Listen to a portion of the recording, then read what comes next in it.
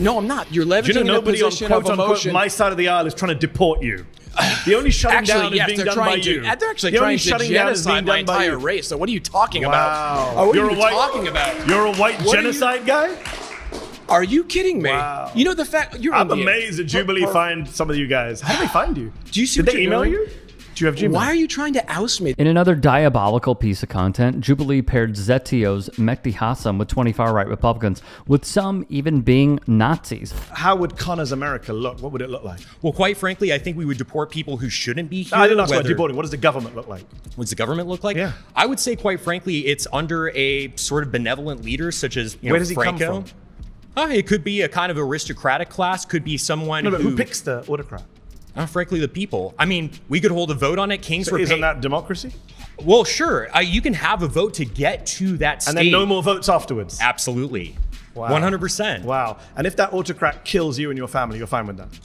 Well, I'm not going to be a part of the group that he kills, because How do you that's the know? whole thing. How do you know? Carl Schmitt Autocrats tend to kill everyone, Carl even their own Schmitt makes supporters. this point very well in his work. It's the friend-enemy distinction, right? You Carl liberals, Schmitt, the Nazi theoretician. Yeah, absolutely. I don't care.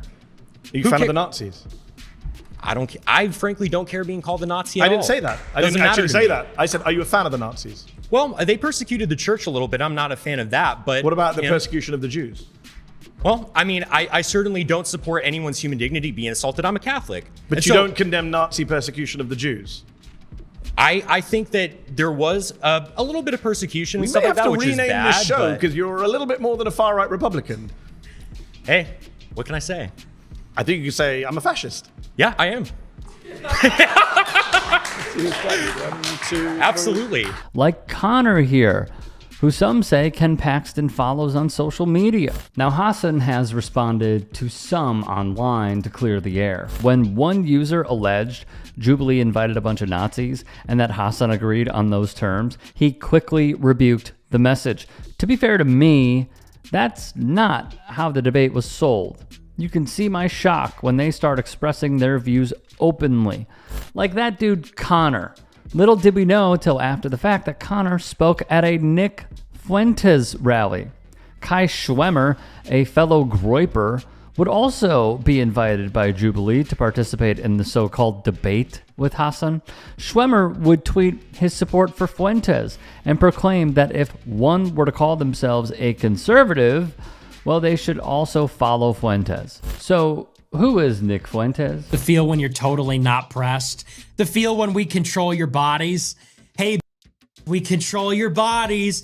Guess what? Guys win again, okay? Men win again. And yes, we control your bodies.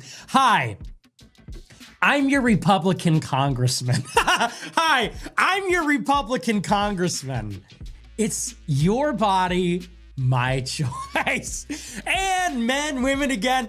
Men win again. There will never, ever be a female president. Never. There will never be a female president, ever. It's over. Glass ceiling. Dude, it's a ceiling made of bricks. You will never break it.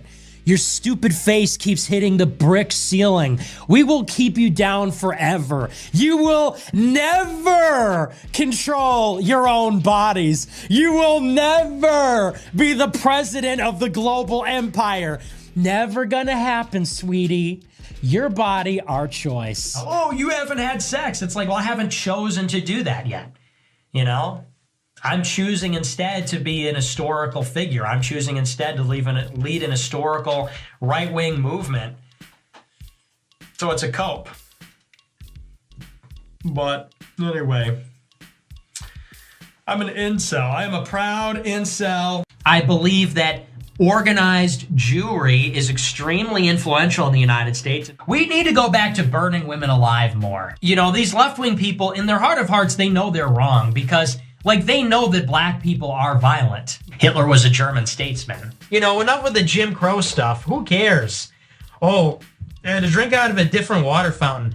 Big deal. Don't tell me they're entitled to their religion. If their religion involves my Lord in hell, then they can get out of America. Oh, I'm anti-Semitic?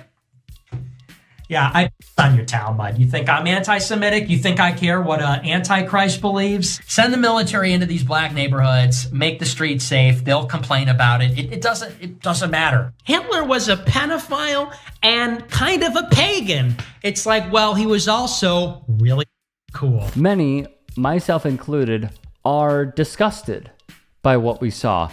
Yet, even with all that being said, the founder, whose name is Jason Y. Lee, the founder of Jubilee, he said this to journalist Taylor Lorenz. You mentioned like the flat earthers versus round earthers. I don't know, people that rightfully understand the earth is round. What is the benefit to sort of finding the middle ground between those two views when one is sort of objectively correct and one is a sort of deeply problematic conspiracy theory? Yeah, it's a really good question and something that we always make sure we check ourselves too. Are we making sure that we are doing more good than harm? We said, is there a way for us to find empathy in the midst of all of these conversations?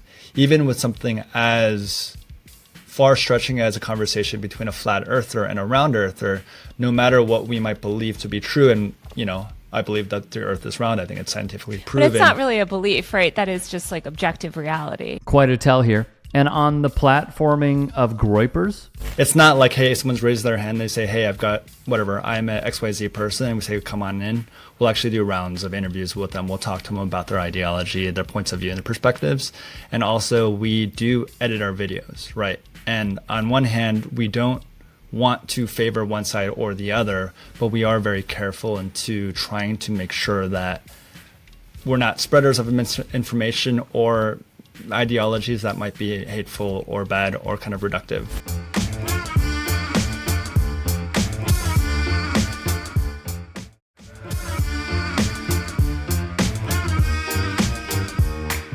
Regarding Jubilee, how many times have I had to say, debate culture gets us nowhere except bringing people further to the alt-right? Mehdi Hasan should know better. Like, nobody should be watching Jubilee. Nobody should be watching these debate channels anymore. What have they done to help? Yeah. Jubilee does not generate productive discourse. And people have said this before, but I just find it so insane that the company keeps on pumping out these surrounded videos. Human rights should never be up for discussion, especially not as entertainment. None of the bigots that come on to Surrounded are going in with an open mind and willingness to learn. They have an agenda, and when you give them equal grounding, then you legitimize their harmful positions. Even if you manage to win with facts and logic, like that doesn't make them change, right? Like it is only going to like silence them for the moment and make them resentful and bitter, because you can't shame someone into like changing and being a better person. I agree with the critiques of the TikTokers. I completely agree. I will add this. What does this accomplish? Jason Wiley went into this saying, we got to find the middle ground. We got to find the middle ground. And to a certain extent, I agree. To a certain extent. I have talked about this ad nauseum with my inner conflictions of being part of building a broader left coalition that contributes more in the direction of leftist policies that benefit the electorate that much more, and doing so by reaching people who feel like, well, they're corrupt and I'm going to become a part of MAGA. This is not far right. These are Nazi adoring fascists. Like, I actually agree with Mehdi that the title wasn't even correct. I also think it's really weird that they don't let him know who he'll be debating. So it is a bad look.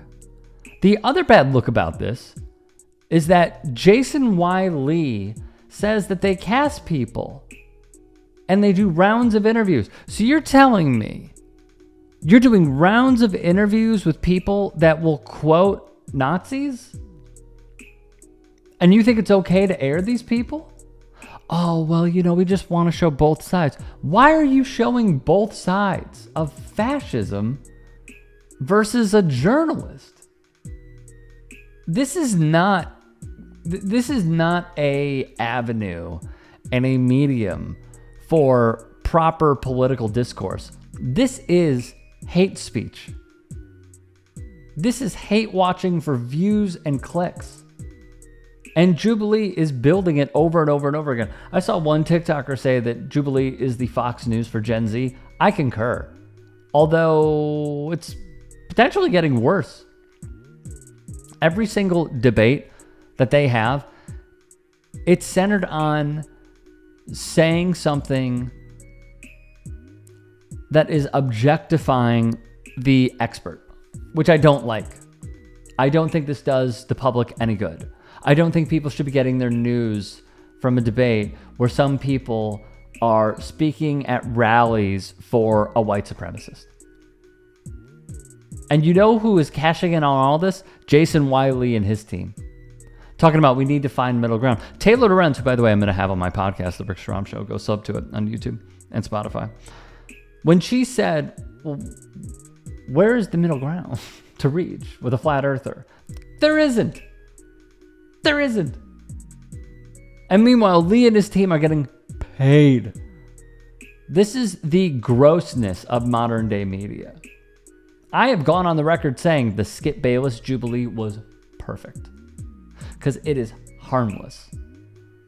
It's sports talk, it's fodder, it's debate in its proper form, which is for something that doesn't have a direct impact on our lives through public policy, debating an anti-LeBron guy against LeBron fans.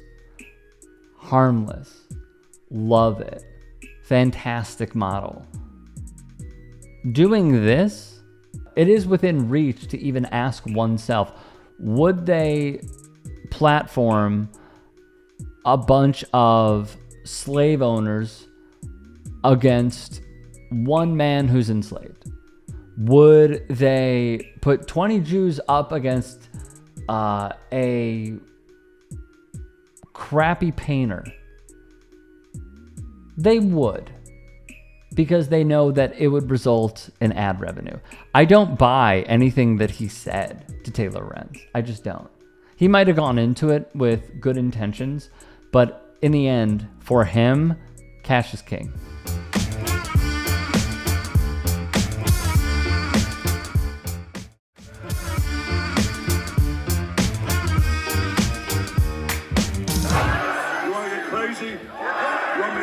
Beers out? You want me to body slam somebody? You want me to body slam Kamala Harris? Let's not forget what Hulk Hogan stood for. Hogan showed up at that wild rally at Madison Square Garden, and he was implying that Kamala Harris, who he refused to pronounce her name properly, right? He talked about, used her name like he was one of them cats that he used to wrestle against. He had opportunities to atone with what he got caught saying. He didn't do that. He wanted to be remembered in this way. He didn't even have the wherewithal, because if you look up what he said about his daughter, and he said his daughter was dating some N-word, and that he hoped that at least if she was dating the N-word, it could be a rich N-word, like a rapper or a basketball player. Anyway, the Hulkster put that out there. He had chances to be like, hey, my bad. And he was, no, that wasn't it. That wasn't it. He ain't even have it in him to be like, I didn't mean it. He wanted us to think this about him. And if he wanted us to think this about him, then he must not have minded if some people danced on his grave. That was his call. As Bomani Jones discussed on The Right Time, this may very well be his legacy. Hogan is heard on the tape, which was recorded in 2006, talking about his daughter Brooke, who he accused of sleeping with an African American. I mean, I am a racist to a point. But then when it comes to nice people and whatever, then says, I mean, I'd rather, if she was going to some, I'd rather have her marry an 8-foot worth $100 million, like a basketball player. Guess we're all a little racist. It's almost laughable anyone would excuse this behavior, especially when he never felt sorry or gave a serious apology for his bigotry. Rest in peace, R.I.P. Or does R.I.P. stand for he was a real ignorant piece of shit? It was just disappointing, when he just went off about black people, using the N-word left and right. And when Hulk Hogan said that, For him to say that with all his black fans, it's like when Michael Richards snapped and was using the N-word. We liked Kramer. I love Kramer. Kramer was our guy. And he went off doing that N-word. We were like, yo, get the out of here. One thing I hate is I hate racists, man. I hate them. And I always want them to go away. I always want them to go away. Get the out of here. I don't wish anything on anybody. Death, I don't wish. But, you know, how am I supposed to feel that a racist mother is gone? Is that process of elimination? It's like, hey, is that letting nature take care of Thus, show favorite Godfrey the comedian gives his perspective on it. And I'm going to tell you what we're not going to do when Hulk Hogan passes away. We're not going to disrespect the Hulkster. That's what we're not going to do. Is we're not going to be disrespecting Hulk Hogan, the Hulkster. I don't care if he had some controversy outside of the ring. I don't care if he endorsed Donald Trump.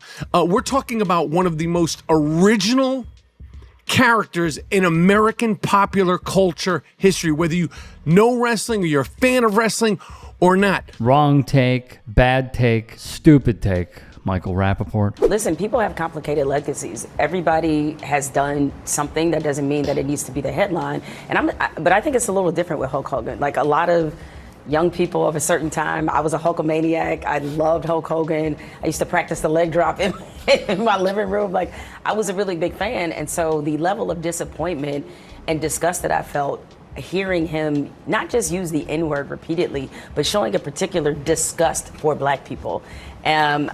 I think it's fair to bring that up. It's fair that there are certain people that look at him dying and say, well, wait a minute. It's kind of like when the Queen died. There were a lot of people who brought up, you know, sort of what was her role in the colonization of Africa. And I think that's fair. Like, we can't look at these legacies and feel like just because somebody's died that we're obligated to only remember the positive things. Sometimes they do character-defining things in the process of that legacy that deserve examination, scrutiny, and if some people prefer not to remember him fondly, I think it's their right. Phone dialogue, yeah.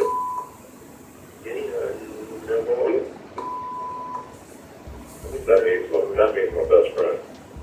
You know that God gave you this vibe and this energy that you and I are going to live forever, bro. I just hope you don't come back with a couple, I don't want to say it, what is that? Giz eyes, you know what I'm saying? So Hogan passed recently, and of course he was a controversial figure. I will say this: wherever Hulk is at, either up or down, he has run his race. So nothing that we can say, we in the land of the living can say can hurt him anymore, but they certainly can hurt his family. And I respect his family saying that this is not the time to remind people he was a racist. But now all members of his family feel that way. Like one of his daughters primarily believes that she doesn't want any money from him. She doesn't want to have anything to do with fighting for the estate. And they didn't speak. Do you know how horrible you got to be to have someone that loves you or that grew up with you not forgive you in death? So it doesn't matter what we say. It doesn't matter what the public at large says. Somebody in his family saying that because he talked about her so bad and said such inflammatory things because she was dating a black man, that so she's calling him a racist. But all of us are remembered by not only the good we did, but the bad. And what you hope is that you've done enough good that it counteracts the other one. But you are remembered for the good you do and the bad. The things that they want to remember and the things that they want to forget. And when someone in your family, your father in particular, especially with a father and a daughter, has said something that you cannot forget or forgive in death, that tells you everything you need to know about the man we're discussing.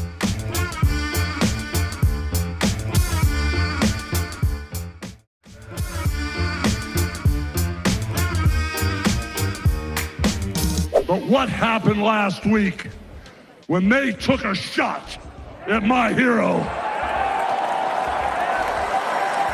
And they tried to kill the next president of the United States. Enough was enough. And I said, let Trumpomania run wild, brother. Let Trumpomania rule again. Let Trumpomania make America great again. So why exactly is it that we had so much affection for the Hulkster, right? And look, that's the question that gets us to the grave dancing, because the grave dancing came around because people found it, this is my belief, that people found it to be so disappointing when you found out like the depths of Hulkamania's racism. Like that was tough for a lot of people. And I know for black people, hey man, we don't necessarily want to be, admit this and understand how it sounds, but it's the truth, man. It's a special kind of pain when you feel like you got a white homie and then you find out he kicking it like your granddaddy told you. You know what I'm saying? Like it's rough when you find that out. It's a unique sort of sting and betrayal that you get in those moments, right? Hulk Hogan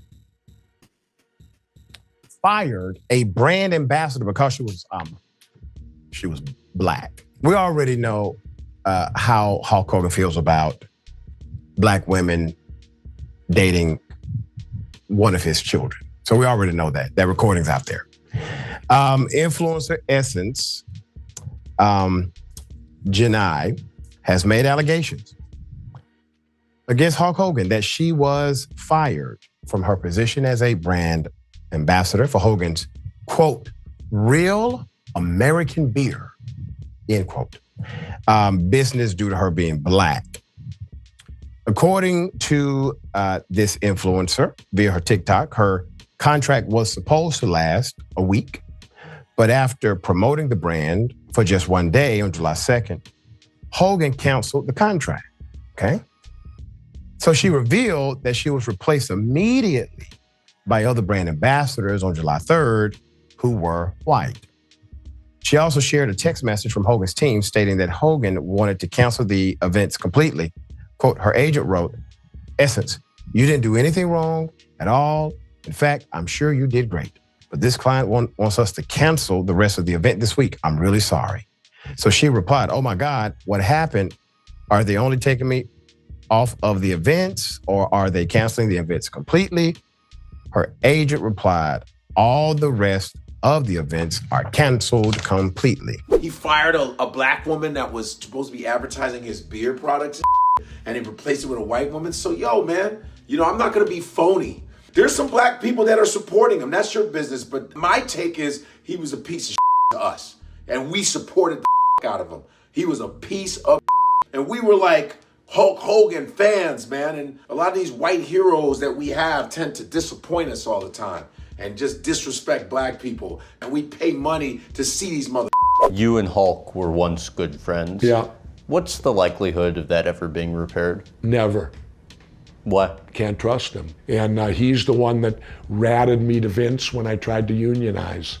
I found that out under federal deposition when Vince was put under sworn, and he didn't hesitate at all. I told my lawyer the story, and in deposition you could ask about anything. And so I wanted to know who ratted me in the locker room because there were no agents, no one from the office was in there when I did it. So it had to be one of the boys. And when my attorney said, Mr. McMahon, has there ever been a union in wrestling? And Vince said, no. He said, has anyone ever tried to? And Vince said, well, I think Jesse Ventura spouted his mouth off about it once before. And my attorney said, did you hear Mr. Ventura? No. Well, then how do you know he did? With no hesitation, Vince went, Hulk Hogan told me.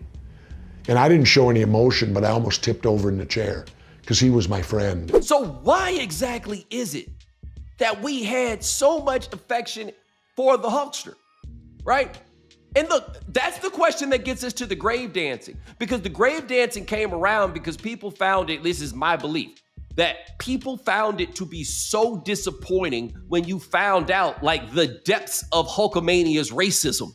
Like that was tough for a lot of people. And I know for black people, hey man, we don't necessarily want to be, admit this and understand how it sounds, but it's the truth, man. It's a special kind of pain when you feel like you got a white homie and then you find out he kicking it like your granddaddy told you.